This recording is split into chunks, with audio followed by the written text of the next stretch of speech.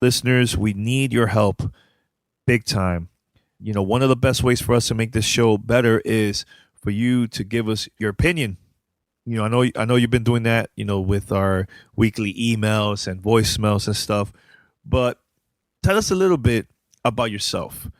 Take a short 3-minute survey at playitsurvey.com. That's playitsurvey.com. And help us by sharing your opinions about the podcast and how you listen to the show in general. Tell us your opinion. And the more that we know about this, the better the show can be. And we love hearing from you. You know that. We say this all the time via email, fan mail, episodes, and everything. So please take this survey. It will take you 3 minutes. Playitsurvey.com. That's playitsurvey.com. And help us make the show even better. Take this short survey, all right? Thank you. And now let's continue with episode 546.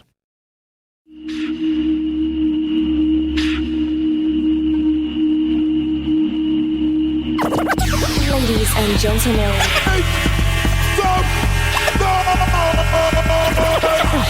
podcasting since 2005. You are listening to Gamer Tag Radio with your hosts Godfrey, Pete Rock, Paris, Pasta. Come on.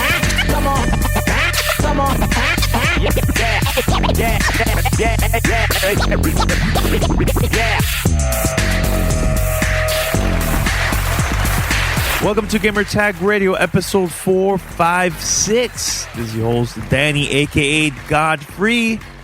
And also joining us this week, because this is a week that we're going to be talking about the Xbox Spring Showcase.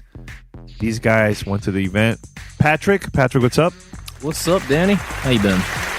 Good, man. Just excited, man. I'm jealous that you guys had a great time at this event, right? We kind of missed you. We knew you'd have a lot of fun there, so we had twice as much fun for you. But yeah, shout out to Microsoft again for inviting us out there for that event. Really well organized. Phil Spencer, I think, did a great job with his lead in last week. But yeah, I really liked the games that I played and get kind of excited for E3. Obviously we'll see what we saw at Spring Showcase at E3, but I think it really leaves the door open for a lot of other stuff to be announced. I mean, I think Microsoft kind of has an open floor this year, and I'm excited to hear what they have to say. All right, and also we have Paris. Paris, what's up? When I went to San Francisco, that was my first time using the BART, which is basically the subway system for San Francisco. Yep. And I was excited. It was a smooth experience because I just did a 1-day trip. I was in and out. So I flew in 8 o'clock in the morning, right there to the international airport, hopped on the BART, went to downtown San Francisco, went to the event. We met up with Mandy while we were there, had a dinner with her, and then I hopped on the BART again, went back to the airport and flew home. And dude, the subway was smooth. It was easy. I can't believe it. It's like, look, Southern California, we don't have mass transit. It's like get in your damn car and sit in traffic. That's all we get. So I felt special. That was awesome. But like Patrick said, thank you to Microsoft for inviting us to the event. Everything worked out well. They were very helpful. We got all the access that we needed, except Phil Spencer. But no, it was a great event, and you were definitely missed there, Danny. Your name came up a few times while I was talking to various people there. So maybe next time, definitely at E3. I'm sure we'll all meet up again. We'll see some more new stuff. But I'm excited for the interviews that we have on this episode. I think we definitely got some good information out of a few people we talked to. All right, awesome, man. I know that you guys recorded a lot of interviews for this episode. So once again, Patrick, I know we mentioned in the previous episode what like the interviews. Which one we have for this week for this one? Oh, for this one, we have an interview with Dave Lang, who's the CEO of Iron Galaxy, about Killer Instinct Season 3. They had a couple of characters on display at the event, new characters like Rash from Battletoads, the Arbiter from the Halo series, and two older returning characters, Tusk, and then besides the Arbiter and Rash, you also have two returning characters, old school from the Killer Instinct series, back from Killer Instinct 2 back in the day. So cool interview. What I was surprised to know, because I really haven't been playing Killer Instinct for a while, probably since Season 1 came out, is that, it's not just these 4 characters. There's going to be more characters in season 3. He wouldn't give me a rough number as you heard in the interview, but it sounds like it could be comparable to season 1, season 2 as well. So it's not like we could have some really cool characters, both cameos from other series and returning characters and possibly some new ones as well. So check out the interview. And we're also talking to the Coalition about Gears of War Ultimate Edition for Windows 10. And then we also talked to Dan Greenwald, who is the head over at Turn 10, about Forza 6 Apex on Windows 10. Man, these guys have a jam-packed show. All right, so before we go, once again, let's give a huge thanks to our sponsors, Uber. And, once again, there's a lot of gamers out there that would like to get a lot of games for this spring and also during the holidays. And I think it's important for you to get a part-time job. Do this on the side. Be a driver with Uber. And it's simple.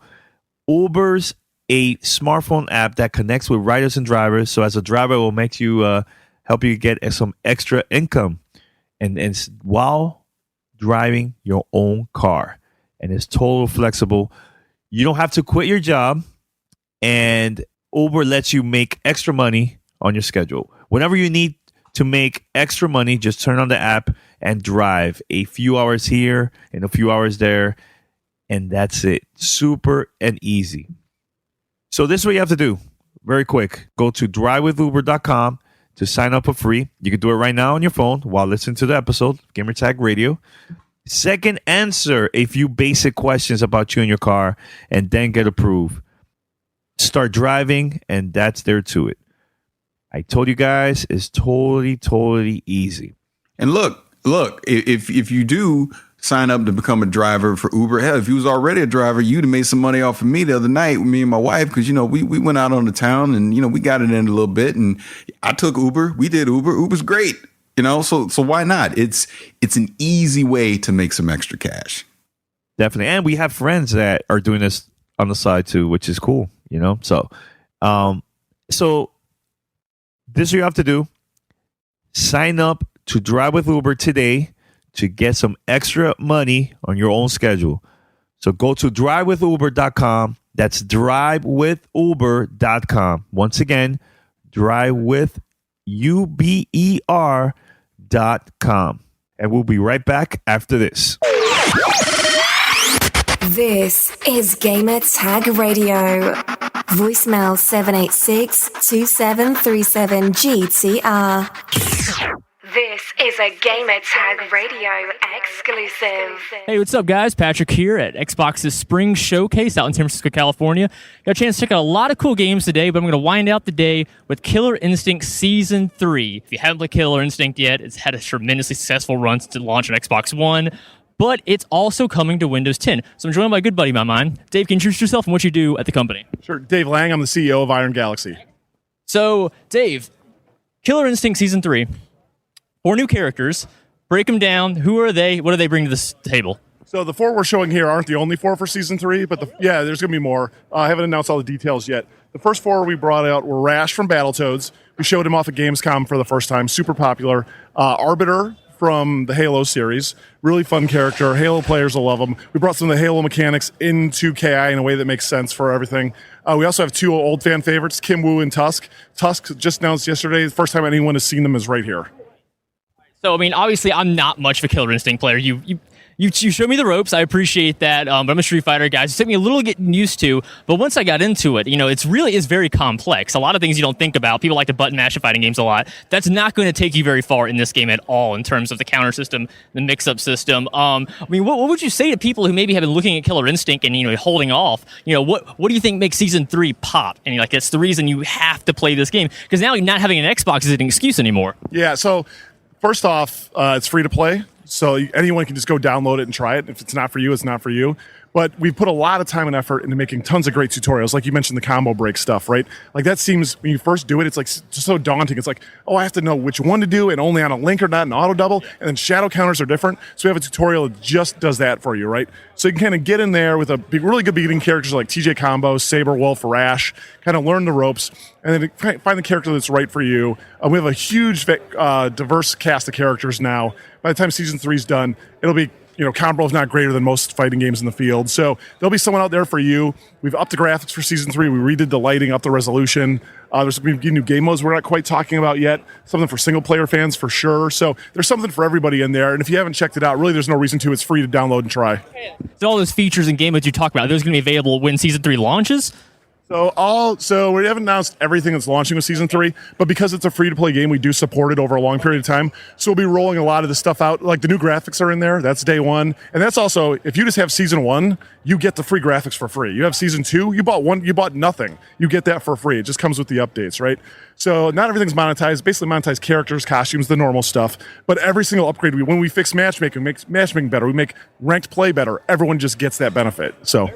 So obviously, Rash and the Arbiter, strange choices, popular franchises. How did you get involved with the teams to get these characters inside of Killer Instinct? Yeah, well, we wanted to do Season 3. We knew we wanted to do, what number of characters we wanted, and we knew, looking back at the KI 1 and 2, there's weren't enough to do, so we knew we had to either come up with some new originals like we did in Season 2, or some crossovers, so Microsoft basically opened the vaults for us, like, hey, which ones do you think make sense? And if you think about the cast of KI, it's a lot of monsters, it's a lot of weird characters. You got Saberwolf, right? You got Hisako, Argonos, you got all these kind of weird characters.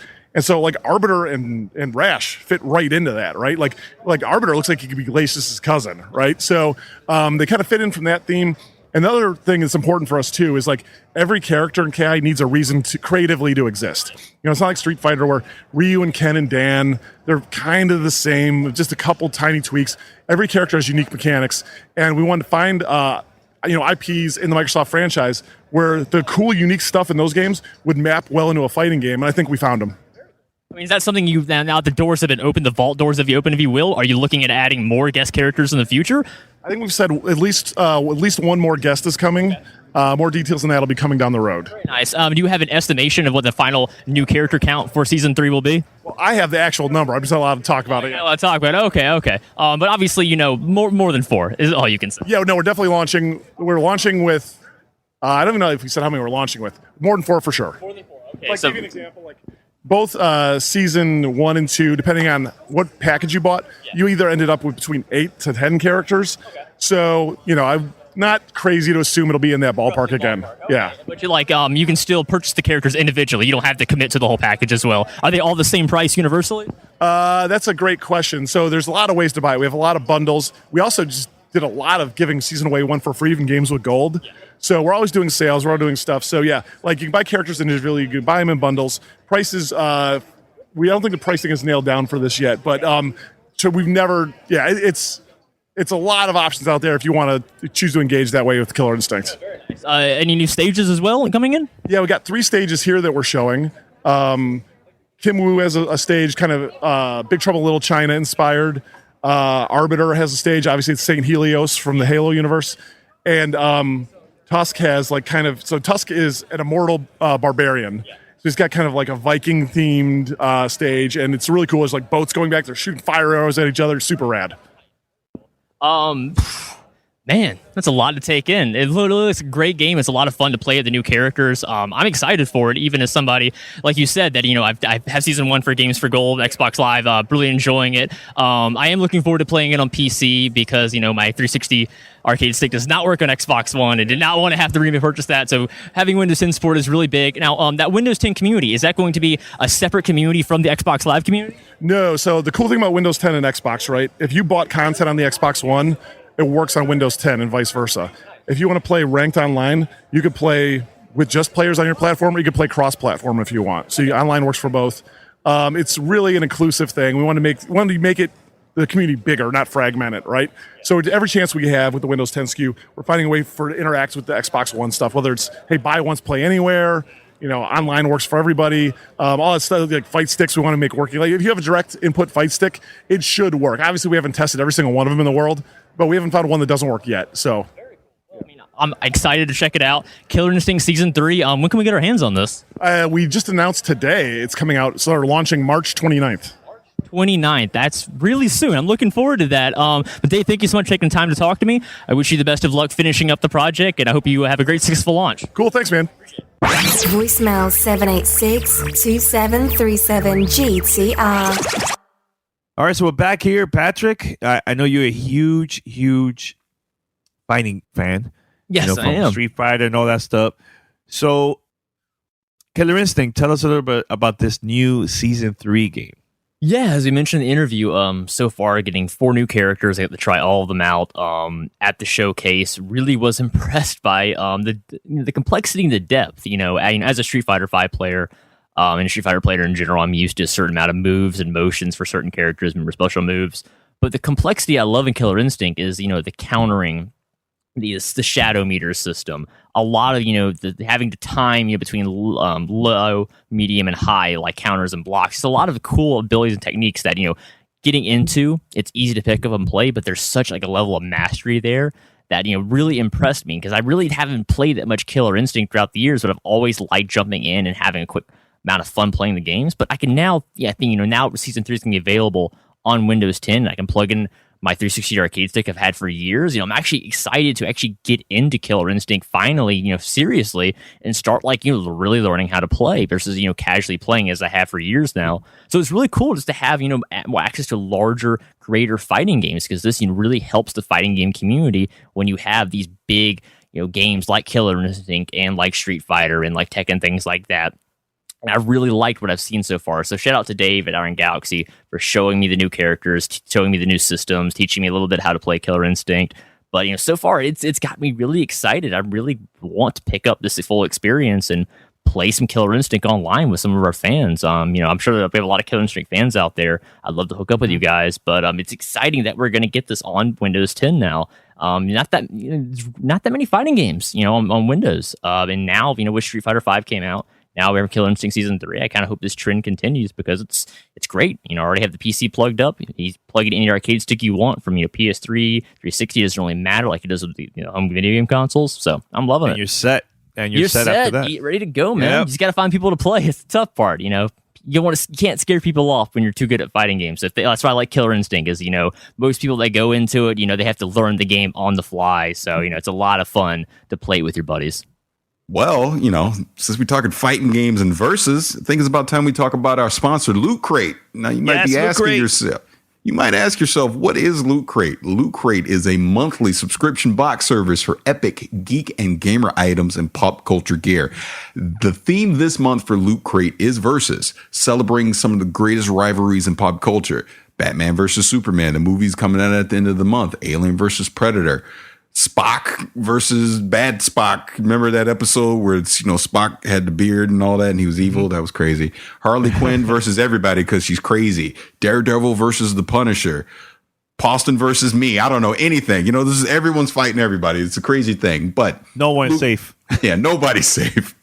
But Loot Crate, for less than $20 a month, you're going to get 4 to 8 items that include licensed gear, apparel, collectibles, unique one-of-a-kind items, and more. You have until the 19th at 9 p.m. to subscribe and receive this month's crate. When the cutoff happens, that's it. It's over. So make sure you head over to lootcrate.com/gamertag and enter our code gamertag, and you're going to save $3 off any new subscription. Again, Loot Crate ships to over 27 countries. You can go to their website, lootcrate.com, for more information on that. Loot Crate is more than just a subscription service. It's an entire community of fans that share their experience and interact with each other, unboxing each month's crate.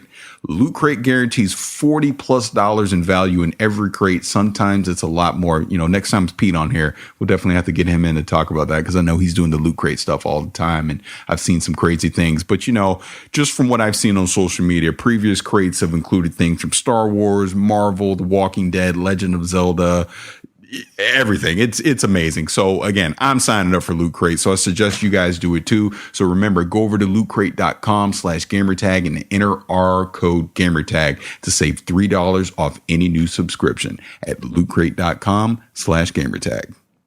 All right, so I think it is perfect time for us to play the next interview. I had the pleasure to talk to Dan Greenwald, who is the creative lead over at Turn 10 Studios for the Forza franchise. He's been there since day one. And when you hear the interview, you can hear my enthusiasm, because I admit I got a little nervous a little bit, because, this is someone I've been wanting to talk to for a long time. So I got a little excited about it. But, he talked about Forza 6 Apex coming to Windows 10, why it's on Windows 10, and where Forza is going in the future. So let's just go ahead and play the interview now, and then we'll talk a little bit more after the interview.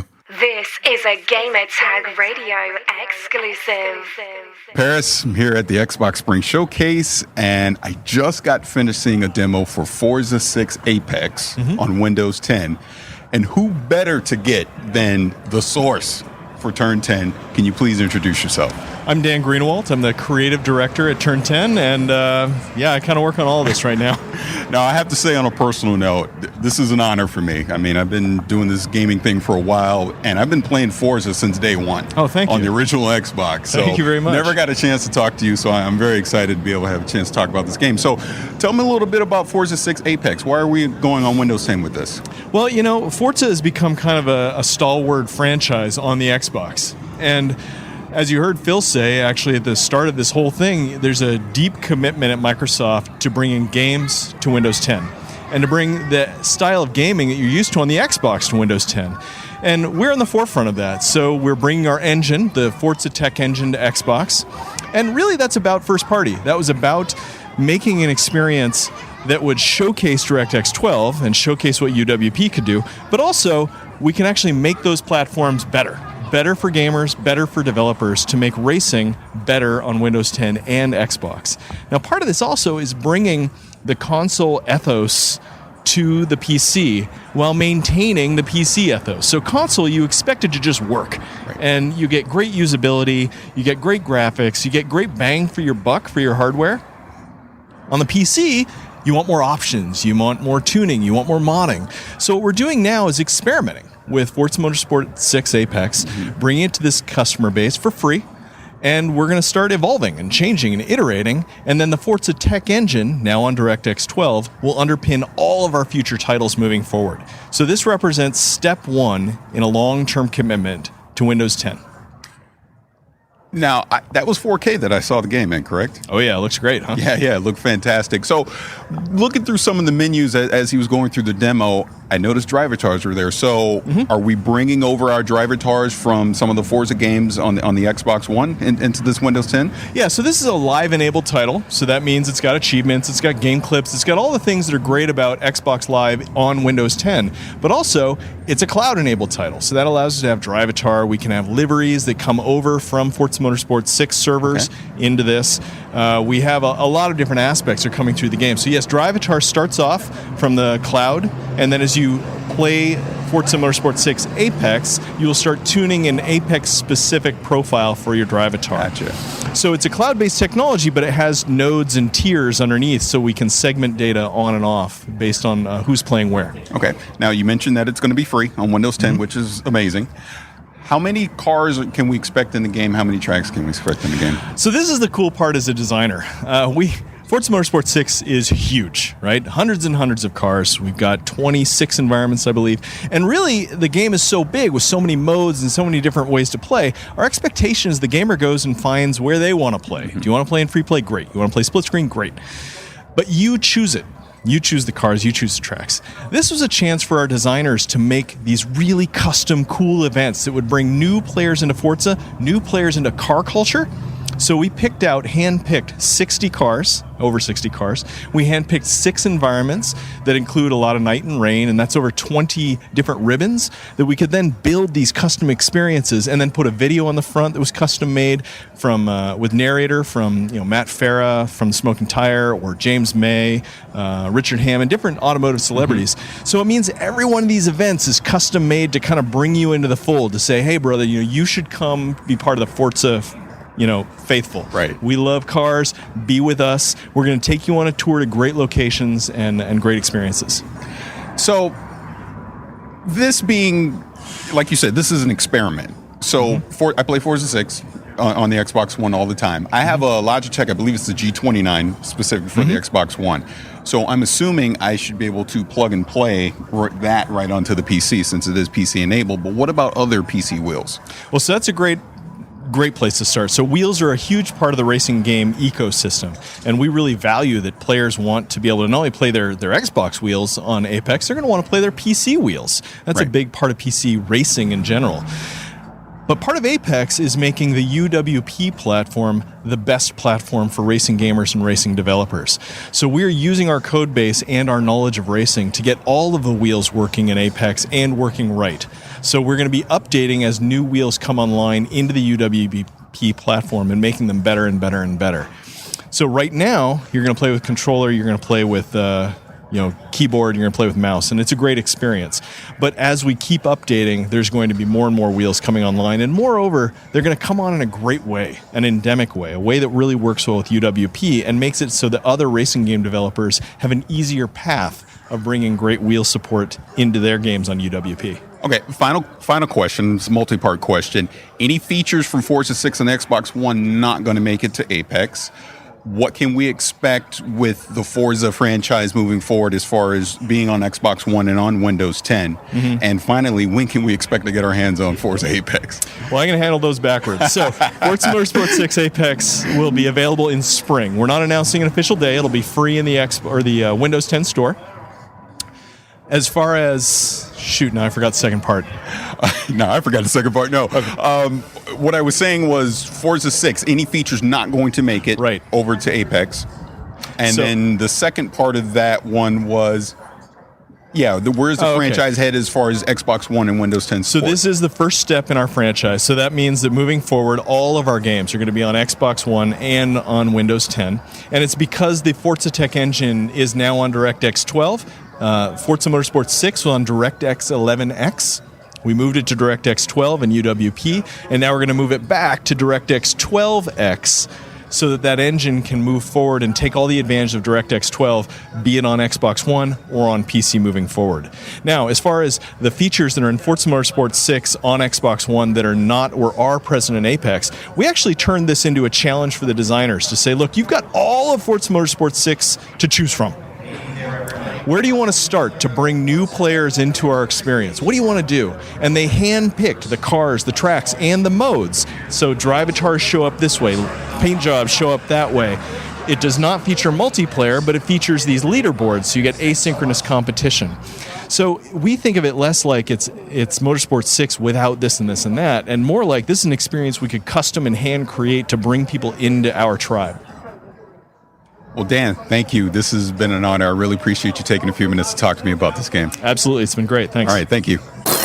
Voicemail 786-2737-GTR.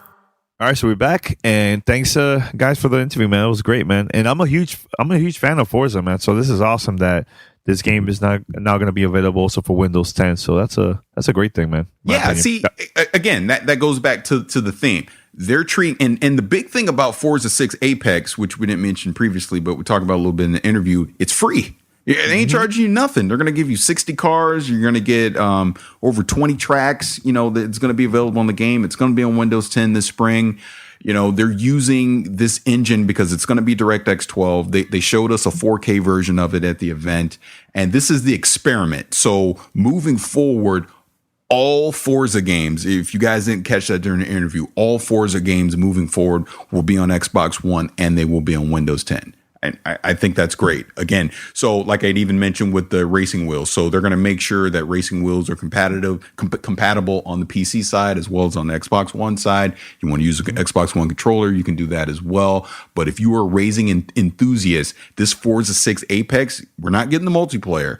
But as far as all the single player aspects, all the tuning, all the libraries, all that stuff's going to be in there for free. I think it's a great value. Obviously, it's a great value. It's free. I mean, and it's free, of course. Yeah, anything is free. But sure. I just think they didn't just like, hey, let's just throw something out there and say it's free just to say we did it. They're actually giving you pretty much a complete game for free. Brilliant marketing, because now you're bringing a lot of people that maybe sit on the sidelines or have already pledged allegiance to other racing franchises out there and never really tried Forza at all. Now you have really no excuse to try it out for yourself. And, I got to play a little bit of one of the Porsche expansions to Forza 6.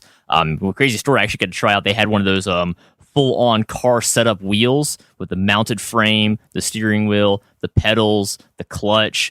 the 3 monitor system that goes around, the whole thing moves as you're turning the car. Man, I was so bad at driving. I felt like I was 14 years old again. But it was like the most white knuckle intense thing, because they had tuned you can go in and tune all the settings, in Forza. You can change the driving assist system. You can turn off automatic braking. You can make it so like your tires heat up and spin out. Like a lot of the realism you want, you can have that, or you can tune it all back. Just have a casual, fun, relaxing experience.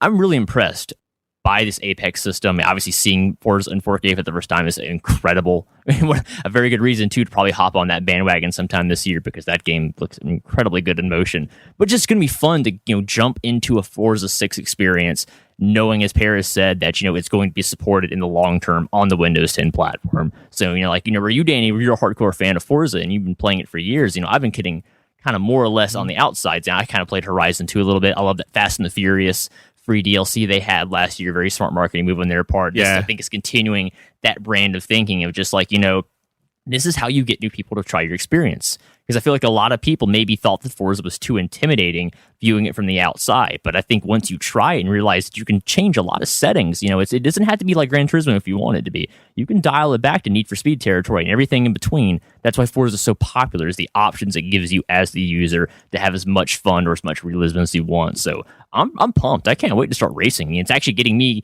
in thinking about, like, I should probably get one of these wheels, because, once you've used that, for me, it's kind of hard to go back to the controller.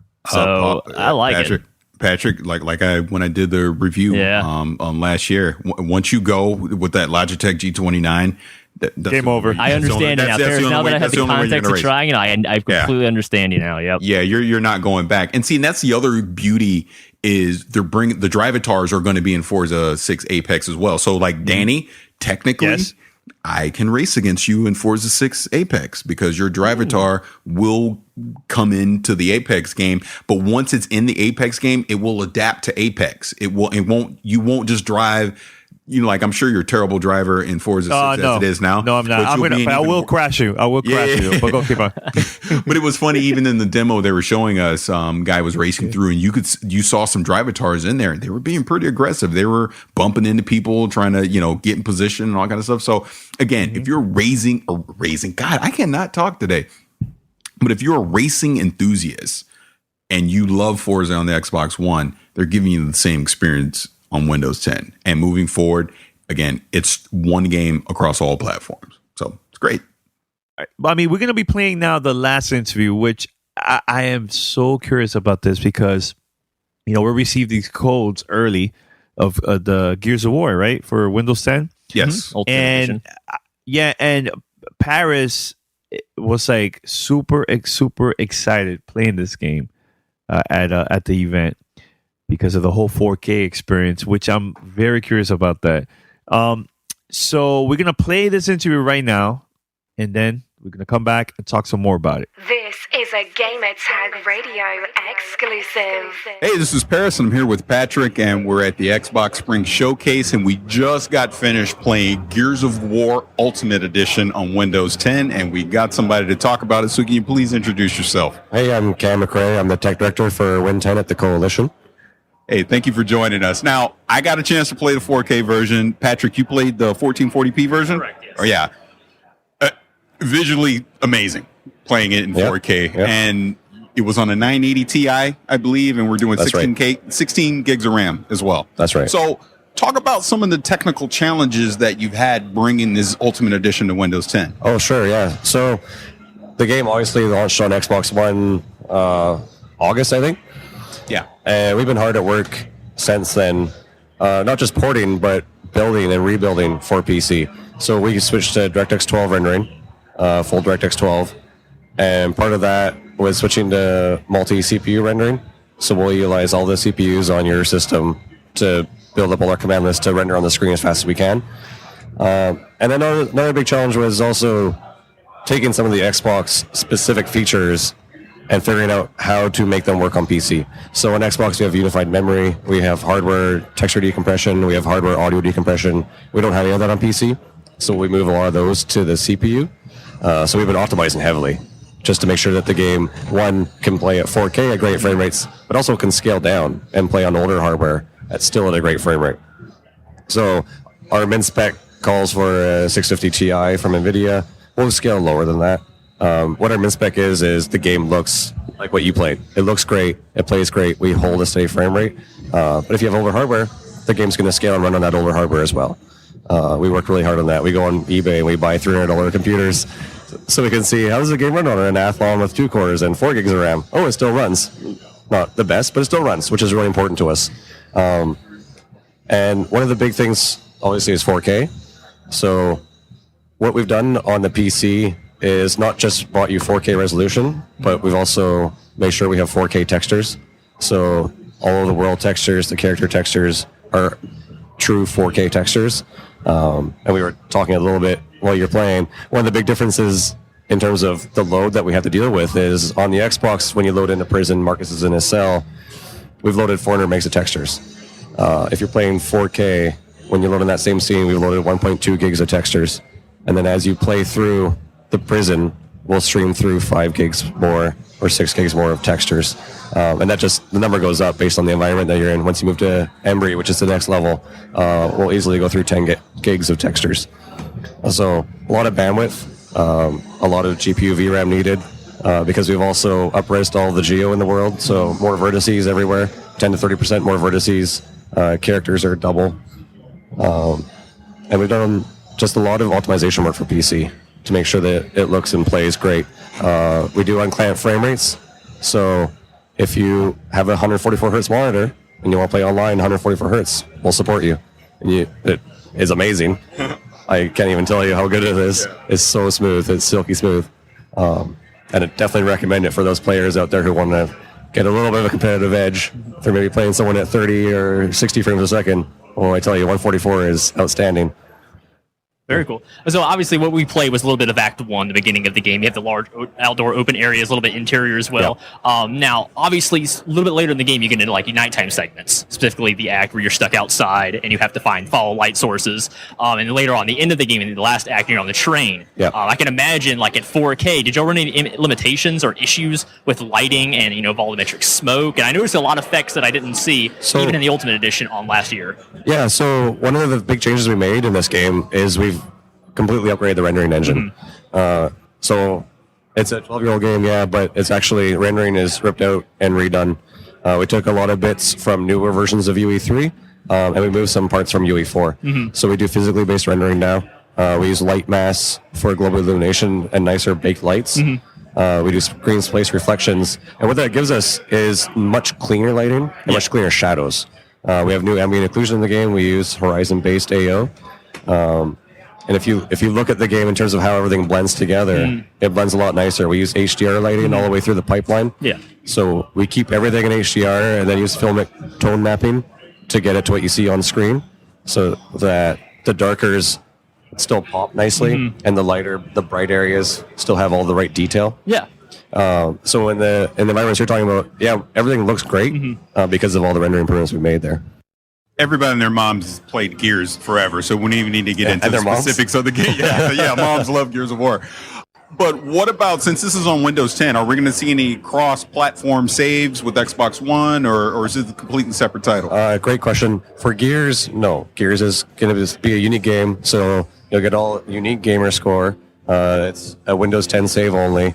One of the things we are doing for our patient fans, all of the content, all the skins from Xbox you will get with the Windows 10 version for free, so you don't have to pay extra for it. So basically all the DLC that we had on X1 is packaged in with Windows 10. Okay. Trying to think what else with Windows 10 wise that could be missing. So we got the 4K. No, actually, I think this is a pretty important question. So with people, just the average person, like you said, you were grabbing $300 PCs, making sure that they worked. If I'm an average PC gamer and I want to run this at 1080p 60 frames per second, that's kind of just the kind of minimum standard I would imagine. What type of system should people be looking for? We're recommending the 970 for that, and 8 gigs of RAM, and an i5, an i7 definitely. The game is actually a little bit more CPU bound than GPU bound, so we're not super limited by GPU. We're a little bit more on the CPU side, so the more cores or the faster cores you have, the better. Okay. Yeah. I hope the question is, when does the game launch? Yeah, got it. Wait, I want to ask that too. But first off, obviously the multiplayer is a huge component of Gears of War 1. One of my favorite multiplayer modes ever. I've been playing it religiously on Xbox One for a long time now. When I'm playing this on PC, am I just being playing with under Windows 10 players of Gears of War, or are you sharing the community with Xbox Live? No, it's Windows 10 only. Okay, so just Windows 10 only, and you have the Xbox controller support and mouse and keyboard support as well. Xbox controller, mouse and keyboard, dedicated servers. Mm-hmm. Do you allow third-party controllers or only Microsoft Xbox controllers? Well, I think it's Microsoft Xbox controllers, but that's actually part of the platform, not really the game. We will let you play with whatever the platform will allow. Gotcha. Okay, very cool. We also do LAN, if you want to play LAN with your friends. We support that as well. Actually, that's pretty big deal. What about split screen? No split screen on PC. Okay. The platform itself doesn't do split screen because you don't have different users. Okay. But you can get two PCs side by side. Yes. That's the best way to do it. You don't want to split screen on the same PC. Well, maybe. And just final question: when can people expect this to come out on Windows 10? March 1st. March 1st. Next Tuesday. Oh, there you go. Yeah. Well, actually, when people are hearing this, they'll hear it on March 1st. This version you play right here is the final version. Okay. That we are shipping in the store.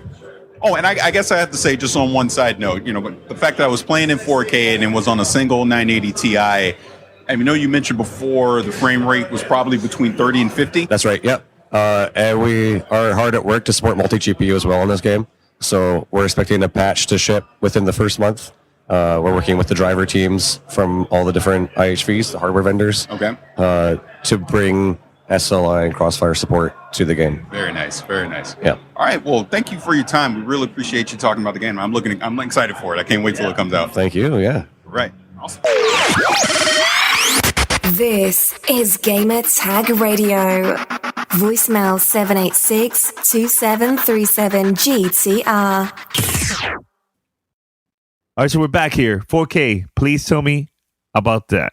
Okay, so here's the thing. So we're at the event, Yes. and Josh, who does PR for Gears, we know him. So it's like, hey, what's up, Harris? Blah blah blah. And we're sitting there, and he was like, hey, you want to play Gears? So we sitting down, and I'm looking. I'm like, well, goddamn, this game looks good. What is this? And he was like, yeah, this is the 4K version.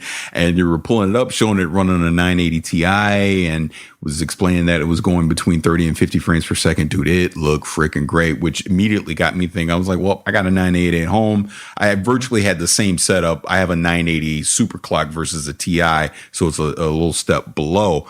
But I got the game at home, man. And I've been playing it in 4K, and yeah, it's not 60 frames per second. It's somewhere between 30 and 60, but it's been great. It's a fantastic looking game. It pulled me right back into wanting to play Gears again. I can tell you that. Control wise, with Xbox One controller, a lot of fun. Again, it's Gears. I mean, there's only so much we can say at this point. It's the original Gears of War, so you guys already know how it plays, what it looks like. But just visually, you can tell a lot of love and tender care has been put into this by the coalition for the Windows 10 version. It looks fantastic. But going back to the interview, and this actually ties into an email, which I won't read the whole email. I'll just give the quick cliff notes of it. This came from Ryan King, and it's simply titled, Windows 10 store sucks for games. Please read important. And what he's going into is that you get a game off the Windows 10 store, and I got to experience that, obviously, since that's how I was able to download it here at home. It's not treated like a game that you get from Steam or that you get from Origin or even GOG. It's like an app. Like, even when you download it, it's an app. And it's funny because I keep my games on a separate drive than where I keep like my main operating system stuff and just normal programs. So I actually had to learn in Windows 10 where you change the download location for Windows apps so I could put it on my game drive. But it is considered an app. And the biggest issue, which he talked about during the interview, was the fact there's no SLI support right now, no SLI Crossfire support. VSync is always on. The files are in a are protected, so it's not like you could get into the whole mod scene with this stuff. So this is something that Microsoft is definitely going to have to clean up moving forward with their gaming initiative. Look, I know they want to tie Xbox Live and all this kind of stuff, but if you lock down the games on a PC, people will revolt against that immediately. So hopefully this is just early days with this stuff. and they mentioned a patch is coming out on Gears of War Ultimate Edition, which also was interesting. The fact that this version of Gears of War won't be just universal across Xbox One and Windows 10. It is unique to Windows 10, so you won't get the achievements and everything. So if you've played Gears already on Xbox One, I'm talking the Ultimate Edition, those achievements and saves and all that don't carry across to the Windows 10 version. But they basically got the wink and the nod and smile that, when Gears 4 and all that kind of stuff comes out, we'll see that type of support, which even going back to Forza, he was mentioning that Forza is going to have that type of functionality as well moving forward. But I'm cautious with the Windows 10 store, because like even when I played Rise of the Tomb Raider, like I haven't downloaded it on the web, but it's the same scenario. It's a Windows 10 store download versus being able to get it through Steam or just install it on its own and those type of things. It's tied into that Windows 10 store. And right now I don't like the Windows 10 store at all. So hopefully I'm hoping and praying, whether it be GDC or E3, Microsoft has a plan for this Windows 10 store moving forward, because if they start putting Forza Horizon 3 or Gears 4 and, the Halo Wars 2 and these type of things, these new games on Windows 10, and they're expecting people to play them on Windows 10, I don't want it locked into this current Windows 10 store. It's not going to be acceptable. Well, let me be hypothetical for a quick second here, then, Paris. So, like, I can obviously understand some of the issues they have Windows 10 in terms of, like, not having it SLI or Crossfire support, virtual sync always being on. So, obviously, bugs. But I was reading and thinking about it in the terms of, like, they don't allow you to mod right now. You really think long-term, if they didn't allow you to mod, that would hurt them negatively? Because I'm thinking right now about all the games we know that are coming to Windows 10 and coming to Xbox, and none of them are the games I would want to mod. They're all the type of games I just want to play the version the developer intended, or a multiplayer game where I wouldn't want to do that to begin with. So it's not like, it's not like Bethesda. It's not like Skyrim or Fallout, where these mass, large open worlds that you can create new content for. Most of the games that I'm excited for, most ones I can think of for the most part, and correct me if I'm wrong, you guys think of any other game that contradicts this, but all of the games I'm excited for this year and next year on Windows 10 are not the kind of games I don't mod for. So, like, would you be upset, Paris, if they never allowed modding on the Windows 10 store? Yes, I 100% would, okay. Because that's part of the freedom of being a PC gamer. It's the mod scene, right? Game I can think of. You don't think the Steam Workshop is a unique aspect of the Steam platform? I get what you're saying is modding has been a long-term institution for PC gaming. But, like, is it really that bad that one of the services chooses not to participate in that? But again, this is why I want Microsoft games on Steam. Okay. And again, I'm just talking for me. I mean, Yeah. I'm curious if the fans have disagree with me on this one, but I was just thinking while you were talking, Quantum Break, I don't want to mod that. Scalebound, I don't want to mod that. Crackdown 3, I don't really want to mod that. It's kind of that's you're getting into that. That's what I was going to bring up. Scalebound, Crackdown 3, Halo Wars 2. I would like to see mods on those. Okay. I would, on the PC side, I would like to see mods. More Crackdown. We're talking Forza at this point. And again, I know with the cloud servers and all that, maybe that's part of the limitation, but you're telling me Forza 7, we can't get mods in there so we can get, these different types of tracks and all that. Like a track editor in Forza 7 on the PC. Fantastic, right? But who wouldn't want that? Well, yeah, but like would that be better as a built-in feature of the game than having to be an exterior mod that has to be added in by the modding community? But it's the option. That's all I'm saying. Oh, I'm saying, like, yeah, option. Like if you can build it into the gameplay, yeah. But I was referring more to the Steam Workshop idea where you're literally loading in outside assets into games, like Left 4 Dead 2, where you're literally replacing entire models, sound effects, all that kind of stuff. That's the kind of stuff I'm not really interested in. Think of it this way. This is the way I'm thinking of it. Okay. We won't make this too long. I'll make this short. Think Portal 2, right? Steam Workshop. Some of the most fascinating puzzles and stories and scenarios to come out of Portal 2 are directly from the community, and they're using Valve supported assets.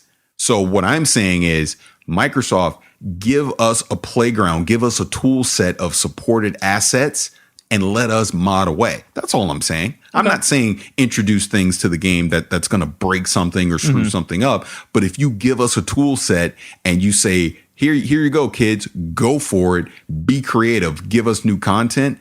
That's what the PC is all about. So I want that option to be there. So again, I'll bring Crackdown 3 into the scenario. Could you imagine user created cities that we get to put our characters in and have that playground to run around in, doing multiplayer or co-op or whatever? I mean, share that. And I think you could share that too for those that don't have the PC, and you could download those to play on the Xbox. I think no, screw you, Emerald console people. You don't get nothing. Let me live. I don't have a PC. Let me live. Textures are but you know what I'm saying? Yeah. No, I know what you're saying. They're gonna be doing that for like games like Doom, which is, I'm saying like games great. like Doom, where like you have the built-in the snap map feature, like the built-in tools. Great idea. 100% on board with it. I'm just not sure because with this, referring to the source engine, like with Portal, that's brilliant because that was Valve's play at basically making one engine, putting all their games inside of it, and allowing the modding community to all interact with that one engine. Now, I don't obviously work at Microsoft. I don't know the development cycle from these first-party games, but I imagine there are a cornucopia of different engines running these games. So I'm not sure if it's viable for them to go in and spend the time, money, and effort to make those tools available to consumers versus the traditional method of DLC, which makes them money. So I'm just thinking from that business point of view, I would understand why they would not allow this. But again, that would put them in direct conflict against Steam, again, giving Steam another checkbox in their column. So again, then it becomes, you're having to pick sides and, be like, oh, well, if I want to play this game, I have to go through Windows 10. Steam is not an option for some of that stuff. And obviously because we now have, GOG, Origin, these they keep adding up, if you will, because they keep splintering, because everybody wants a piece of that pie, let's be honest. They don't want Steam to have all of that to themselves. So I'll be curious to know what their final message is in terms of how this whole stuff is going to work out, and how much of this, as you listed the guy who sent in the email, how much of that is bugs versus how much of that is they sat around a table and decided this stuff already, and we'll see if in public outcry will change that. Give it time. Yeah, just send your feedback. Curious. I think based on feedback, you can make changes and everything. So, all right, so we're going to listen to audio review of 2 games, right, Patrick? Yep. First one is a new expansion to Dying Light called The Following, and the other one is Street Fighter V. All right, so we'll be right back. Hey, what's up, GTR? Patrick here, aka Paulston J, and I got a new review for you guys this week. This week, we're finally reviewing Street Fighter V for the PlayStation 4 and PC. Now, as you guys, I'm sure know, I'm a huge Street Fighter fan, and I've been talking a lot about Street Fighter V ever since it came out last month. But I held off on reviewing it because I wanted to give Capcom time to address some of the glaring online issues the game has had since launch. Now, that said, I think it's been more than enough time, so now it's time to pass final judgment on Street Fighter V.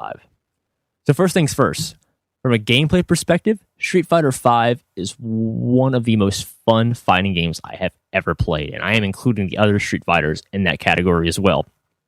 And not just because it's an easy to pick up and play game and hard to master, which has always been indicative of the Street Fighter series.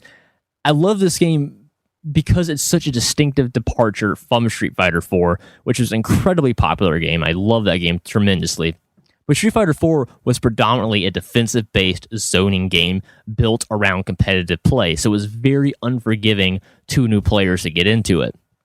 Great game, don't get me wrong, but Street Fighter V changes things up by basically switching styles from defensive-based to now Street Fighter V is a more aggressive rushdown-based game where your goal more is to get in your opponent into the corner, get into their head, mix them up, stun lock them, and then take them out. It's a very, white-knuckle, adrenaline-pumping game. So it's incredibly fun. And you have, this time around, 16 characters. So we've definitely toned it back from the very large roster that Street Fighter 4 Ultimate ended up having at the end of its life cycle. So now we're back down to 16. For some people, that's a deal breaker. They don't like having such a small amount of characters.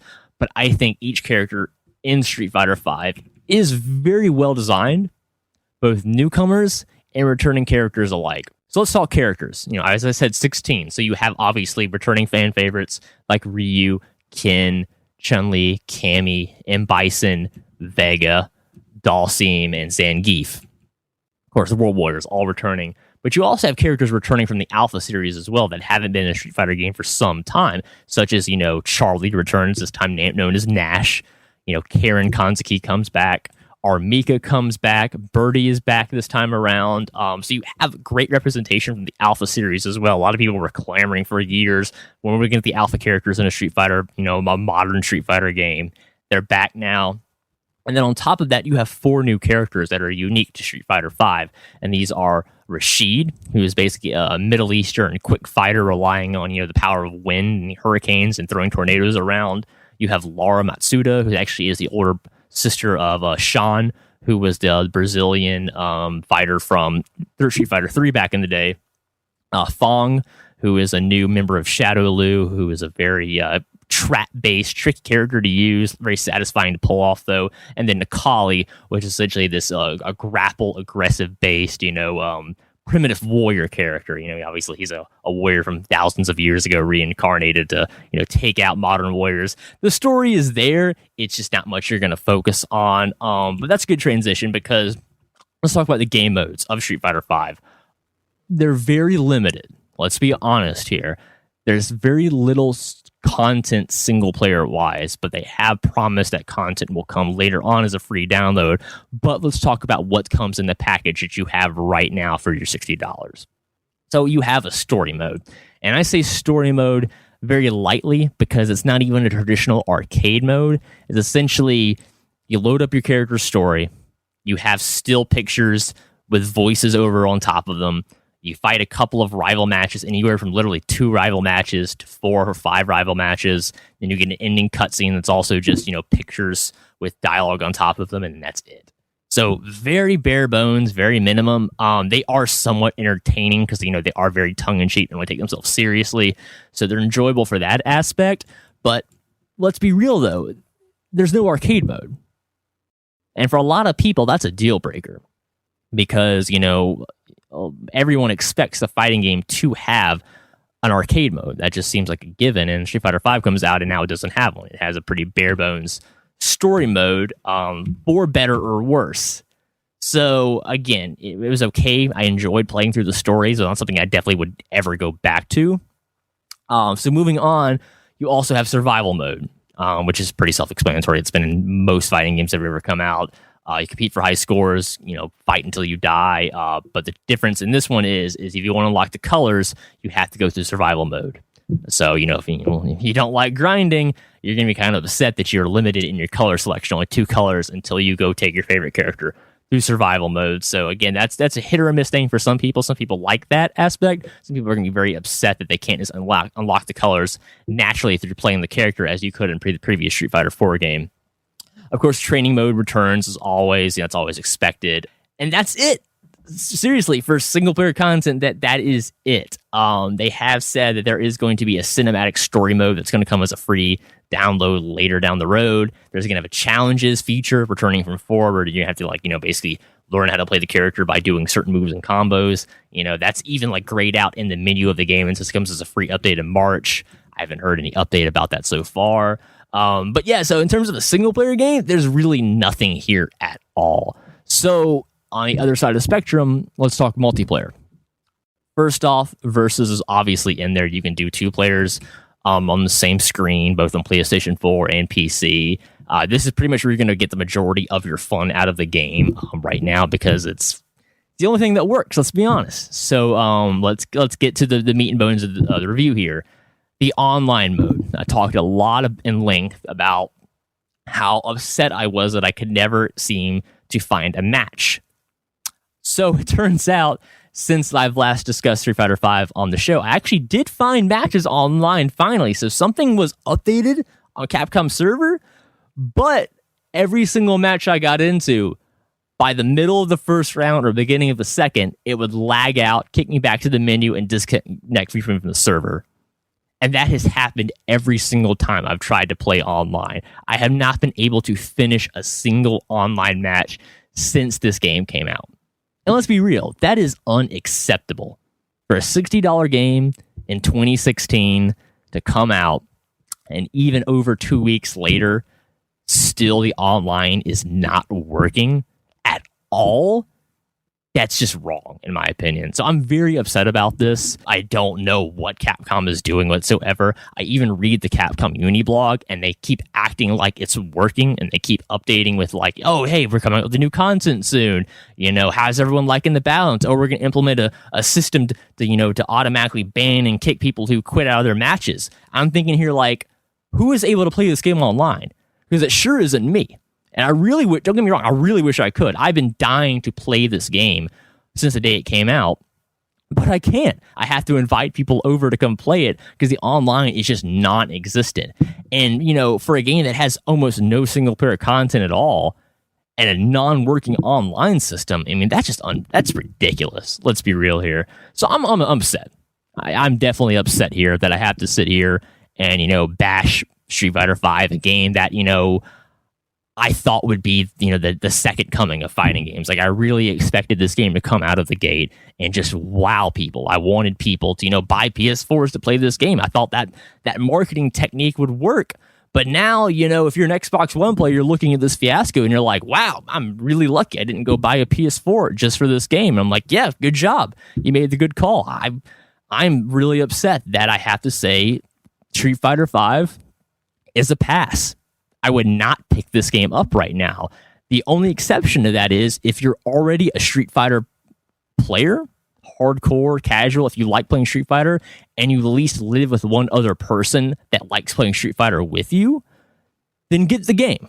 You'll have a lot of fun because the Versus works perfectly fine. I mean, there's still an amazing fighting game buried underneath all of the limited content and non-working online system.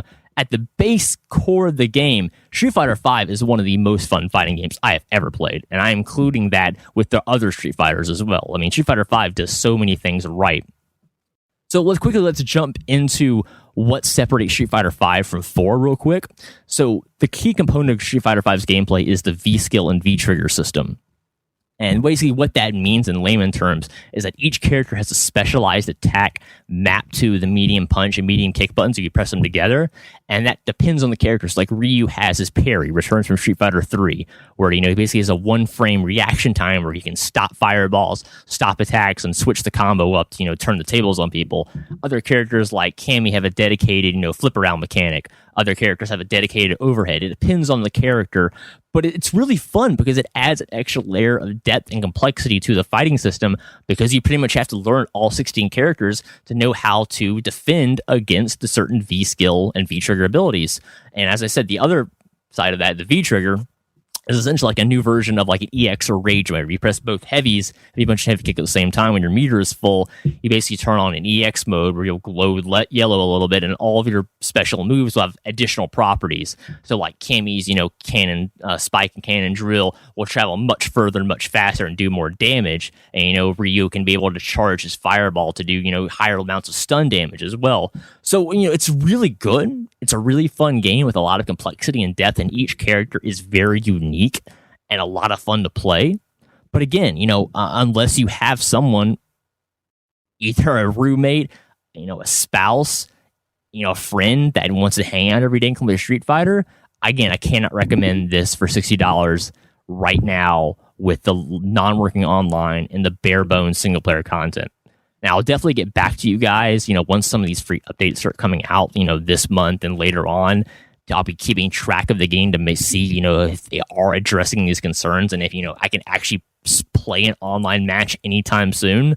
I'll get back to you guys, but for right now, pass on Street Fighter V. It is not worth your $60 until they fix the online and start adding in some of these free promised single-player updates. So it kills me to say this, but yeah, Street Fighter V is a pass for right now. I'll get back to you guys if anything changes, but I am super bummed about this.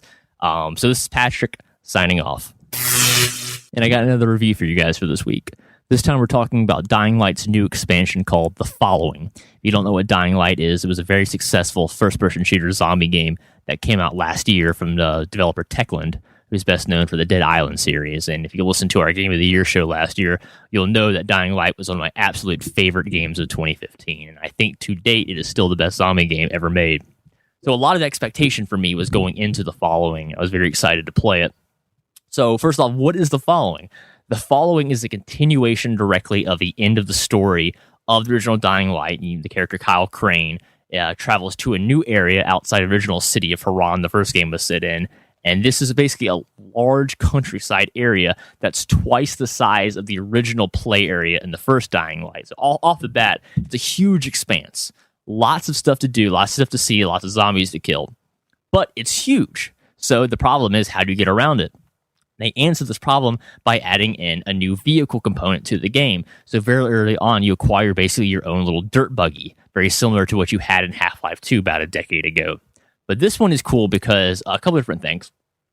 First off, it can be damaged and destroyed. So generally, you don't want to run into every zombie you see because it'll literally start tearing your vehicle apart, and you do not want to be stuck in the middle of a zombie horde with a dead car. Very, very bad.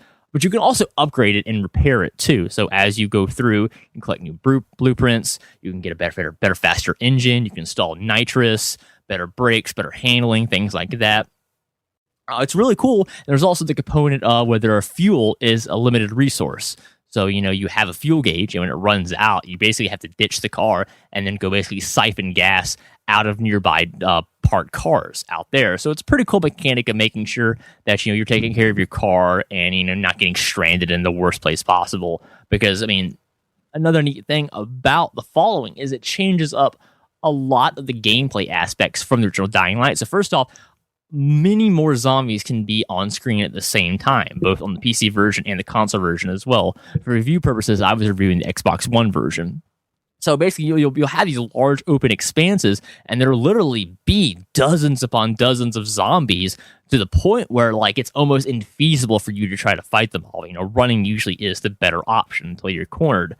So it's really nice, basically because by the end of the original Dying Light, you had become so powerful and unstoppable that, nothing was a challenge. So that's really what the following does very well, is changing the gameplay enough to be challenging to veteran players, where basically you're getting almost a new experience entirely from the original Dying Light. So a couple of different things have changed from the last game, namely the enemy AI has been completely retooled to be smarter, more aggressive, and that applies both to the zombies and the human enemies as well. You have new parkour moves to get around faster. There's more firearms this time. A lot of criticism in the game was that it was so melee heavily focused in the original Dying Light that guns really didn't get that much attention. So there's much more guns this time. As I said, improved AI for the enemies. You have console performance upgrades. So like PlayStation 4 and Xbox One copies are going to run at better frame rates, high resolutions than they did in the original Dying Light. Of course, gameplay quality improvements, that kind of stuff. Better audio, little things here and there that makes the whole experience just tighter, faster, runs better, just a more enjoyable experience. So the story of the following, basically, why Kyle Crane is sent out to this expanse is, he needs to find more antizin, which in the Dying Light universe is basically the, not so much cure, but, if you're infected by the zombie virus, is the only medicine out there that suppresses it, prevents you from turning into them. So he has to go seek out basically this following, if you will, in the countryside because he hears that these people are actually immune to the virus. So he has to go discover and find out. And he finds this very secretive community with this, this unknown cult in the background called the Faceless. So he needs to figure out what's going on. So he basically has to integrate himself into the community, help out, volunteer, and of course, gameplay-wise, that means a lot of quests the games give you. It's pretty impressive. There is a lot of content here. Dozens upon dozens of quests. Lots of new opportunities to get XP. If you didn't finish leveling up your character in the original Dying Light, when you transfer, you'll have no shortage of opportunities to get experience points. But if you're like me and you'd already maxed out your character in the last one, they add 2 new skill trees to the game to make the game more enjoyable. One is a dedicated skill tree just for the driving mechanic. So that allows you to, again, take tighter turns, go faster, upgrade your vehicle further, a lot of cool things that encourages you to get out and drive and earn those driving points. And then there's the legend system as well. And the legend system is a design where basically it's like a super in-game talent tree that rewards you for playing smart and not dying. Because the biggest thing here is every time you die, you lose a pretty significant amount of your legend points. And that's bad. You'll be very frustrated if that happens to you, because these legend points you can save up, you can actually apply them into different specialized talent trees that can either, greatly increase the damage you do with unarmed combat, greatly increase the damage you do with firearms, with melee weapons, both two-handed and one-handed. You increase your stamina, you increase your health regeneration, health efficiency, a lot of different things. 10 talent trees in total you can upgrade, and it's basically built for the long term. So this game is designed where even when you finish the story component of the aspect, you're still allowed to stay in the new area, and you can keep leveling yourself and upgrading as much as you want, and it's a lot of fun. And that's just the single player component of it. The game also supports 4-player cooperative play online. Drop in, drop out anytime. You won't bother your buddies if you drop out midway because you got to go run off and do something. It's really well designed. It's very fun to play this game in a cooperative sense. But as I said in my Dying Light review last year, the game is just as perfect as like a survival horror single player experience as it is as a more relaxed, enjoyable laugh with your friends co-op experiences too. So they really nailed making both sides of the single player and the co-op really distinctive and a lot of fun. If you want to unwind from the stress of you worrying about dying in single player, you just go play with your buddies and have a good time and laugh as well. But they also added a new difficulty setting as well. The original game had a normal difficulty setting. Later in the game's life cycle, they updated it with the hard difficulty setting. And now in the following, they have a new nightmare difficulty setting. And nightmare is incredibly difficult, as the name would imply. Where basically, even though if you maxed out your character in the original game, it gave you infinite stamina, so you never, you could never stop sprinting, you could never stop fighting, it became really easy to survive. Nightmare takes that away from you. So it basically puts you back almost to square one, where it makes you feel human, makes you feel vulnerable, makes you be very careful about what combat you get into, because some of the stronger enemies will literally tear you apart. And it actually makes the game even scarier than it already is. So, if you're a hardcore masochist and you love that whole aspect of the game, Nightmare mode is definitely for you. If not, stick with normal mode if it's your first playthrough, or if you're like me and you're transferring your character from the original game into the following, pick the hard difficulty setting. The hard difficulty setting is just balanced enough where the enemies are much more threatening. And another cool thing is, like, some of the, if you call them, as you will, like 28 days later running zombies, where in the previous game they would appear as like red triangles on your map to give you heads up, like, hey, you're about to get swarmed. Now in hard mode, it doesn't have that at all. It completely relies on, audio cues of you listening to make sure you don't get jumped and ripped apart. So, all in all, Dying Light the following is an incredibly fun experience, and it's amazing how they took such a great gameplay concept from the original Dying Light and basically pumped it up to 11 in the following. This is really an incredibly fun game. There's a lot of depth here. There's a lot of replay value. I'm talking dozens upon dozens of hours of how much you want to put into this, because again, this large open space in the new area is very vast. You have countryside farm areas, you have residential suburban areas, you have a little downtown city area, an area by the coast on the beach. It's huge. A lot of stuff to do, a lot of loot to explore, a lot of new legendary and epic weapons you have to go search out and find to become the best of the best. So really like this a lot. The coolest part of this too is if you already own the original Dying Light, the following's only $20. And I think that is an absolute steal for the amount of content you are getting from this experience. You'll definitely have your money's worth 3 times over from that. If you haven't played the Dying Light before, maybe you sold your copy and haven't come back to it yet, you can actually pick up what's called the Enhanced Edition. The Enhanced Edition is a full $60 game, but it comes with the original Dying Light, all of the original Dying Light's original DLC that came with it, and the following as well for that $60, which is a great deal if you've never played Dying Light before, because there literally are hundreds of hours of gameplay there for you to go through at your own pace, and you can jump right into the following if you want as level 1 character, or you can play the original story and then transfer over later once you feel more comfortable and have more abilities and upgrades. So in all, Dying Light the following is a tremendously good expansion. And, it's so rare, it seems, that we actually get real expansions to games anymore, as opposed to, microtransactions and small pieces of DLC here and there. Techland definitely knocked it out of the park. They basically went to the design process and said, how can we give our fans exactly what they want? And I really think they definitely nailed it with the following. It's an absolutely fun game. It improves on an even greater zombie game that was Dying Light, and this takes it up to the next level. So I absolutely should recommend this very strongly. If you already have the original Dying Light, and if you haven't played it in a while, 100% pick this up. Only $20 worth every penny. If you haven't, if you're new to Dying Light, I would recommend this, but just know going in that it can be very difficult, so don't get too frustrated. And if you are intimidated by the difficulty of the game, don't forget the drop-in, drop-out code at any time is a lot of fun to play. And also, there is an asymmetrical multiplayer aspect where anytime you can enable and disable what's called Night Hunter mode, where you can let other players play as a very strong, specialized zombie, and they can invade your world, and you have to, almost like a Dark Souls kind of mentality of invading your world, you have to kill them and defeat them to earn extra points and experience, stuff like that. But again, that stuff can be toggled on and off whenever you want. So yeah, Dying Light the Following, only $19.99 if you already have the original Dying Light, or the Enhanced Edition, $59.99. Comes with all the original Dying Light content and the new Following expansion as well. PlayStation 4, Xbox One, and on PC. Could not recommend this more than I can possibly say. It's a great game. If you love zombie games, this is an absolute must play. And I'll send it back to the crew now. Peace. All right, thanks, Patrick, for the review. We're gonna have more reviews in the future. I believe we should talk about Gears of War. I think you guys have the game. We could talk about that in the next show. Mm-hmm. Go with that one? No? Absolutely. Yeah? I'll always talk about Gears of War, Danny. That game is very near and dear to my heart. Did we just talk about it though? No, but the review wise, like review it. It's Gears of War. You're no, I'm just kidding. You're being too real right now. All right, so we're gonna wrap it up, guys. Head over to gamertagradio.com or play.it/gamertag and listen to our past episodes and subscribe. We're everywhere.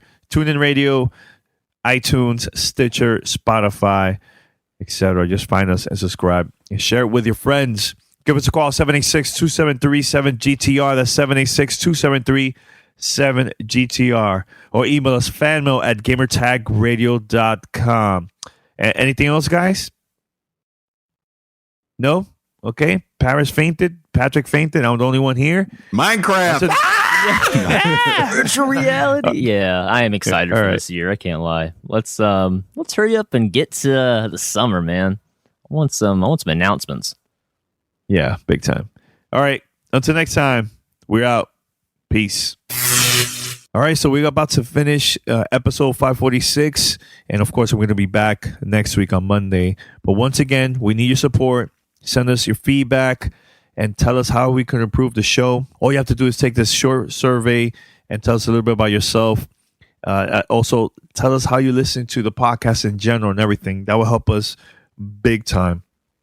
Is it through Spotify, iTunes, computer, mobile, etc.? So look, take this short 3-minute survey at playitsurvey.com. That's playitsurvey.com. The better we know you, the better the show can be. So, we love hearing from our listeners worldwide. Make sure to take this short survey to improve the show. That's playitsurvey.com. That's playitsurvey.com. And we'll see you next week, Monday. Peace. You're listening to Gamer Tag Radio. Be sure to like us on Facebook. Follow us on Twitter. Thanks for listening. Tune in next week.